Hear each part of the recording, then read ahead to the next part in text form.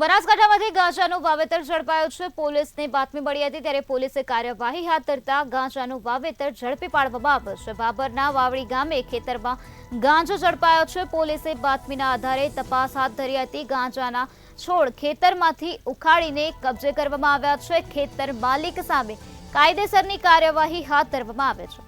તો પોલીસને બાતમી મળી હતી તે બાતમીના આધારે પોલીસે તપાસ હાથ ધરતા બાબરના વાવડી ગામે ખેતરમાંથી ગાંજો ઝડપાઈ ગયો છે। ગાંજાના છોડ ખેતરમાંથી ઉખાડી લેવામાં આવ્યા છે અને તેને જપ્ત કરવામાં આવ્યા છે। હાલ આ સમગ્ર મામલામાં પોલીસ દ્વારા વધુ તપાસ હાથ ધરવામાં આવે છે। ખેતર માલિક સામે પોલીસ દ્વારા કાયદેસરની કાર્યવાહી હાથ ધરવામાં આવે છે।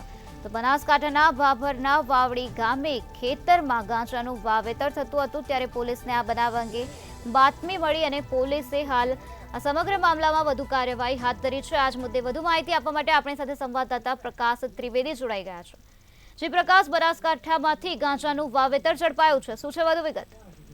નિરાલી, ચોક્કસથી વાત કરવામાં આવે તો જે પાકિસ્તાન સરહદનું જે નજીકનું ગામ કહેવાય એટલે કે ભાભર તાલુકો અને ભાભર તાલુકાના વાવડી ગામેથી ગાંજો ઝડપાયો છે।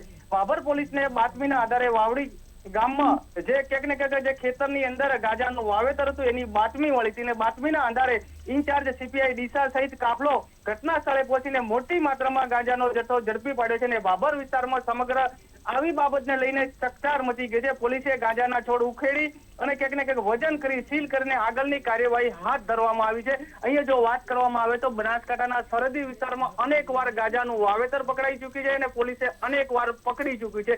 છતાં પણ રાજસ્થાન તરફથી ઘણીવાર ગાંજાનું વાવેતર હોય કે પછી અફીણ કે જે રસ હોય ક્યાંક ને ક્યાંક ચોરી છુપીથી ઘુસાડતા હોય છે, પણ બનાસકાંઠા પોલીસ એક્શનમાં હોવાને કારણે ક્યાંક ને ક્યાંક આવા લોકો જલ્દી ને જલ્દી પકડાઈ જતા હોય છે। જી નિરાલી। જી પ્રકાશ, તો પોલીસે કેટલા પ્રમાણમાં ગાંજાનો જથ્થો જપ્ત કર્યો છે?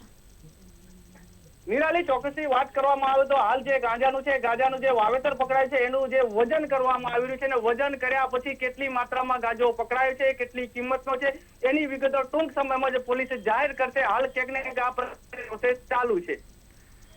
જી પ્રકાશ, ખેતર માલિક સામે પોલીસ દ્વારા શું કાર્યવાહી હાથ ધરવામાં આવે છે? હાલ તો જે ગાંજાનું વાવેતર જે પકડવામાં આવ્યું છે જેને લઈને ક્યાંક ને ક્યાંક પોલીસ દ્વારા એમને અટકાયત કરવામાં આવી છે। ગાંજાનું વાવેતર કેમ કરવામાં આવ્યું, એનું બિયારણ ક્યાંથી લાવવામાં આવ્યું અને કેટલા સમયથી ગાંજાનું વાવેતર કરવામાં આવતું અને આ ગાંજો જે વાવેતર કરીને કેને આપવામાં આવતો એ બાબતને લઈને પોલીસ દ્વારા ક્યાંક ને ક્યાંક હાલ જે તપાસના ચક્રો ગતિમાન કર્યા છે અને હાલ જે ખેતરનો જે માલિક હતો એની ક્યાંક ને ક્યાંક અટકાયત કરીને પોલીસે તપાસના ચક્રો ગતિમાન કર્યા છે। જી નિરાલી। જી પ્રકાશ, સમગ્ર માહિતી આપવા બદલ આભાર।